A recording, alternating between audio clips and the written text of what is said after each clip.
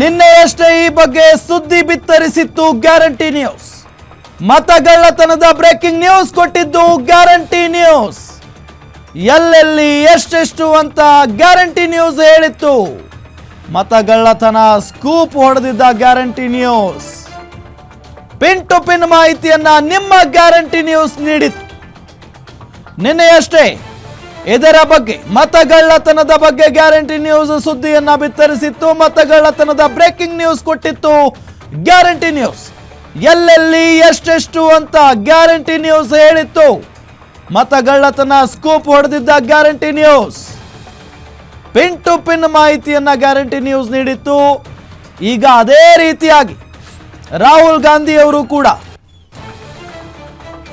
ಸಾಕ್ಷಿ ಸಮೇತ ಜನರ ಮುಂದೆ ಇಟ್ಟಿದ್ದಾರೆ.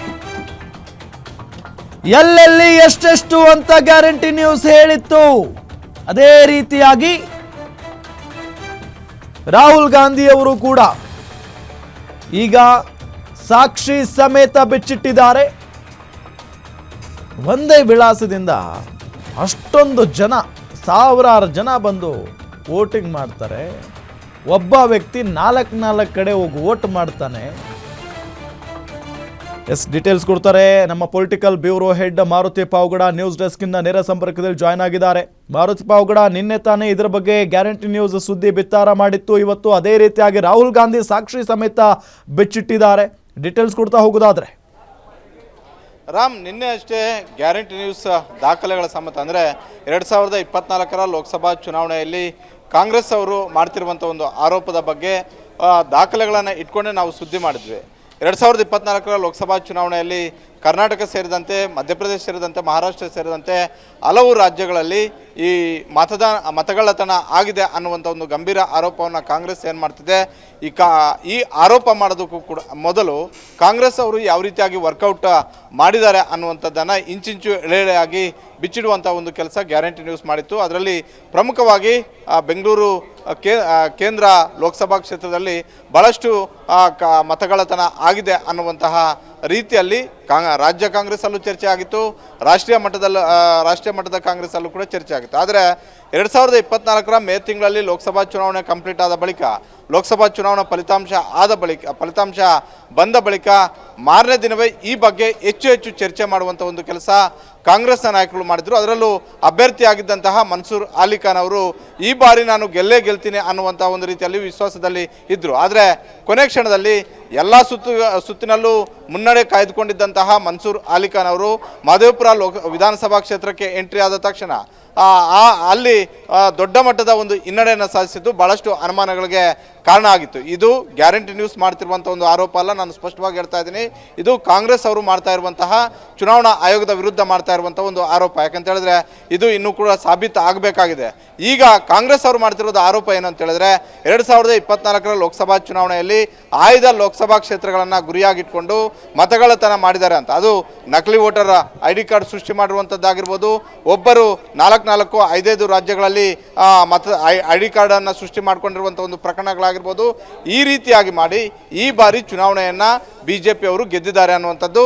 ಇದರಲ್ಲಿ ರಾಷ್ಟ್ರೀಯ ಮಟ್ಟದ ಕಾಂಗ್ರೆಸ್ ನಾಯಕರಾಗಿರ್ಬೋದು, ಕಾಂಗ್ರೆಸ್ನ ರಾಜ್ಯ ಮಟ್ಟದ ನಾಯಕರುಗಳಾಗಿರ್ಬೋದು BJP ಅವರ ವಿರುದ್ಧ ಬೆರಳು ತೋರಿಸ್ತಾ ಇಲ್ಲ. ಇಲ್ಲಿ ಪ್ರಮುಖ ಪಾತ್ರ ಇರುವಂಥದ್ದು ಚುನಾವಣಾ ಆಯೋಗ ಮಾಡಿರುವಂತಹ ಒಂದು ತಪ್ಪುಗಳಿಂದಾಗಿ ಇವೆಲ್ಲವೂ ಕೂಡ ಆಗಿದ್ದಾವೆ ಅನ್ನುವಂಥ ಒಂದು ಮಾಹಿತಿಯನ್ನು ಇವತ್ತು AICC ಕಚೇರಿಯಲ್ಲಿ ರಾಹುಲ್ ಗಾಂಧಿ ಅವರೇ ಈ ಮಾಹಿತಿಯನ್ನು ಬಿಟ್ಕೊಟ್ಟಿದ್ದಾರೆ. ನಾಳೆ ಬೆಂಗಳೂರಿಗೂ ಕೂಡ ಬರ್ತಾ ಇದ್ದಾರೆ. ಬೆಂಗಳೂರಿಗೆ ಬರೋದಕ್ಕೂ ಮೊದಲು ಬೆಂಗಳೂರು ಕೇಂದ್ರ ಲೋಕಸಭಾ ಕ್ಷೇತ್ರದಲ್ಲಿ ಎಲ್ಲೆಲ್ಲಿ ಯಾವ್ಯಾವ ರೀತಿಯಲ್ಲಿ ಮತಗಳ್ಳತನ ಆಗಿದೆ ಅನ್ನುವಂಥದ್ದನ್ನು ಇಂಚಿಂಚು ಬಿಡುಗಡೆ ಮಾಡುವಂಥ ಒಂದು ಕೆಲಸವನ್ನು ಮಾಡಿದ್ದಾರೆ. ನಾಳೆಯಿಂದ ಇಡೀ ದೇಶಾದ್ಯಂತ ಈ ಪ್ರತಿಭಟನೆಯನ್ನು ಚುರುಕು ಮುಟ್ಟಿಸಬೇಕು ಅನ್ನುವಂಥ ಒಂದು ನಿರ್ಧಾರಕ್ಕೆ ಬಂದಿರುವಂಥದ್ದು. ಒಟ್ಟಾರೆ ಇದರ ಸಂಪೂರ್ಣವಾದಂಥ ಒಂದು ಇದನ್ನು ಮಾಹಿತಿಯನ್ನು ನೋಡಿದ್ದೆ ಆದರೆ ಬಹುತೇಕ ಕಾಂಗ್ರೆಸ್ ಅವರು ಮಾಡ್ತಿರುವಂಥ ಒಂದು ಆರೋಪ ಚುನಾವಣಾ ಆಯೋಗ ಅಕ್ರಮಗಳನ್ನು ಮಾಡೋದಕ್ಕೆ ಒಂದು ಪಕ್ಷದ ಪರವಾಗಿ ನಿಂತಿದೆ ಅನ್ನುವಂಥದ್ದು. ಇದಕ್ಕೆ ಕಾಂಗ್ರೆಸ್ ಅವರು ಕೂಡ ಚುನಾವಣಾ ಆಯೋಗದ ಮೇಲೆ ಆರೋಪವನ್ನು ಮಾಡ್ತಾ ಇದ್ದಾರೆ. ಅದೇ ಮಾಧ್ಯಮದವರು ಕೂಡ ಹಲವು ಪ್ರಶ್ನೆಗಳನ್ನು ಮಾಡಿದರೂ ಕೂಡ ಈ ಕ್ಷಣಕ್ಕೂ ಚುನಾವಣಾ ಆಯೋಗ ಇದಕ್ಕೆ ಸಂಬಂಧಪಟ್ಟಂತೆ ಯಾವುದೇ ಸ್ಪಷ್ಟವಾದಂಥ ಒಂದು ಉತ್ತರ ಕೊಡ್ತಾ ಇಲ್ಲ. ಮುಂದಿನ ದಿನಗಳಲ್ಲಿ ಇದನ್ನು ಕಾಂಗ್ರೆಸ್ ಅವರು ಯಾವ ರೀತಿಯಾಗಿ ತೆಗೆದುಕೊಂಡು ಹೋಗ್ತಾರೆ, ಇದು ಕೇವಲ ರಾಜಕೀಯ ಆರೋಪ ಪ್ರತ್ಯಾರೋಪಕ್ಕಷ್ಟೇ ಸೀಮಿತ ಮಾಡಿ ಪ್ರತಿಭಟನೆಗೆ ಇಷ್ಟೇ ಸೀಮಿತ ಮಾಡ್ತಾರಾ, ಇಲ್ಲವೇ ಇದು ಇಡೀ ದೇಶಾದ್ಯಂತ ಇನ್ನು ಮುಂದೆ ಬೇರೆ ಬೇರೆ ದೇಶಗಳಲ್ಲೂ ಕೂಡ ಇದು ಚರ್ಚೆ ಆಗ್ಬೋದು? ಕೇವಲ ಇದು ಕರ್ನಾಟಕವೋ, ಮಧ್ಯಪ್ರದೇಶವೋ, ಮಹಾರಾಷ್ಟ್ರವೋ, ಗುಜರಾತೋ ಇಷ್ಟು ರಾಜ್ಯಗಳಿಗಷ್ಟೇ ಸೀಮಿತ ಆಗೋದಿಲ್ಲ. ಇಡೀ ದೇಶದಲ್ಲೇ ಈ ವಿಚಾರ ದೊಡ್ಡ ಮಟ್ಟದಲ್ಲಿ ಚರ್ಚೆ ಆಗೇ ಆಗುತ್ತೆ. ಯಾಕಂತ ಹೇಳಿದ್ರೆ ಇದನ್ನ ಬಹಳಷ್ಟು ದೊಡ್ಡ ಮಟ್ಟದ ಒಂದು ಅಸ್ತ್ರ ಕಳೆದ 10-11 ವರ್ಷಗಳಿಂದಲೂ ಕೂಡ ಬಿಜೆಪಿ ವಿರುದ್ಧ ಇಂಥ ಒಂದು ಪ್ರಮುಖ ಯಾವುದಾದ್ರೂ ದೊಡ್ಡ ಹಗರಣವೋ ಆರೋಪವೋ ಸಿಗುತ್ತಾ ಅಂತ ಕಾದು ಕೂತಿದ್ದಂತಹ ಒಂದು ಕಾಂಗ್ರೆಸ್ಗೆ ಕೊನೆಗೂ ಕೂಡ ಚುನಾವಣಾ ಆಯೋಗ ಒಂದು ಪಕ್ಷಕ್ಕೆ ಅನುಕೂಲ ಆಗುವಂಥ ಒಂದು ರೀತಿಯಲ್ಲಿ ಈ ಕೆಲಸವನ್ನು ಮಾಡಿಕೊಟ್ಟಿದೆ ಅನ್ನುವಂಥ ಒಂದು ರೀತಿಯಲ್ಲಿ ದಾಖಲೆಗಳು ಸಿಗ್ತಿರೋದ್ರಿಂದ ಇದನ್ನು ಕೇವಲ ಒಂದು ರಾಜ್ಯಕ್ಕೆ ಸೀಮಿತ ಮಾಡದೆ ಇಡೀ ದೇಶಾದ್ಯಂತ ಚರ್ಚೆ ಮಾಡ್ತಾರೆ. ಅದರಲ್ಲೂ ಒಂದು ಕಡೆ ಸಂಸತ್ ಅಧಿವೇಶನ ಶುರುವಾಗಿದೆ. ಕರ್ನಾಟಕದಲ್ಲಿ ಕಾಂಗ್ರೆಸ್ ಆಡಳಿತದಲ್ಲಿ ಇರುವಂತಹ ರಾಜ್ಯದಲ್ಲಿ ಈ ದಾಖಲೆಗಳನ್ನು ಪ್ರಸ್ತಾಪ ಮಾಡೋದ್ರ ಜೊತೆಗೆ, ಪ್ರತಿಭಟನೆ ಮಾಡೋದ್ರ ಜೊತೆಗೆ ಮುಂದಿನ ದಿನಗಳಲ್ಲಿ ಕಾನೂನಾತ್ಮಕವಾದಂಥ ಒಂದು ಹೋರಾಟಗಳನ್ನು ಕೂಡ ಮಾಡೋದಕ್ಕೆ ಈಗಾಗಲೇ ಚರ್ಚೆಯನ್ನು ಮಾಡಿರುವಂಥದ್ದು. ಜೊತೆಗೆ ಇವತ್ತು ಸಂಜೆ ರಾಹುಲ್ ಗಾಂಧಿ ಅವರು ಇಡೀ ದೇಶಾದ್ಯಂತ ಕಾಂಗ್ರೆಸ್ ಒಟ್ಟಿಗೆ ಇರುವಂತಹ ಇಂಡಿ ಒಕ್ಕೂಟದ ಪಕ್ಷಗಳ ಒಂದು ಮೈತ್ರಿ ನಾಯಕರುಗಳ ಸಭೆಯನ್ನು ಕೂಡ ಕರೆದಿದ್ದಾರೆ, ಡಿನ್ನರ್ಗೆ ಕರೆದಿದ್ದಾರೆ. ಇವತ್ತು ದೆಹಲಿಯಲ್ಲಿ ಮುಂದೆ ಇಂಡಿ ಒಕ್ಕೂಟದ ನಡೆ ಯಾವ ರೀತಿಯಾಗಿರಬೇಕು, ಚುನಾವಣಾ ಆಯೋಗದ ವಿರುದ್ಧ ನೇರವಾಗಿ ಮಾತಾಡ್ತಾ ಇದ್ದಾರೆ. ಅದೇ ರೀತಿ ಇದರ ಹಿಂದೆ ಇರುವಂಥದ್ದು ಕೇಂದ್ರ ಸರ್ಕಾರವನ್ನು ನಡೆಸ್ತಾ ಇರುವಂತಹ ಬಿಜೆಪಿ ಅನ್ನುವಂತಹ ಒಂದು ರೀತಿಯಲ್ಲಿ ರಾಹುಲ್ ಗಾಂಧಿ ಸೇರಿದಂತೆ ಹಲವು ನಾಯಕರು ಮಾತಾಡ್ತಿರುವಂಥದ್ದು. ಹೀಗಾಗಿ ಇವತ್ತು ರಾತ್ರಿ ನಡೆಯುವಂತಹ ಭೋಜನಕೂಟದ ಸಮಾರಂಭ ಏನಿದೆ ಅದರಲ್ಲಿ ಮುಂದೆ ನಮ್ಮ ಹೋರಾಟ ಯಾವ ರೀತಿಯಾಗಿ ಇರಬೇಕು, ಇದನ್ನು ಯಾವ ರೀತಿಯಾಗಿ ನಾವು ತಾರ್ಕಿಕ ಹಂತಕ್ಕೆ ತೆಗೆದುಕೊಂಡು ಹೋಗಬೇಕು ಅನ್ನುವಂತಹ ರೀತಿಯಲ್ಲಿ ಚರ್ಚೆಗಳಾಗೋದು ಸಹಜ.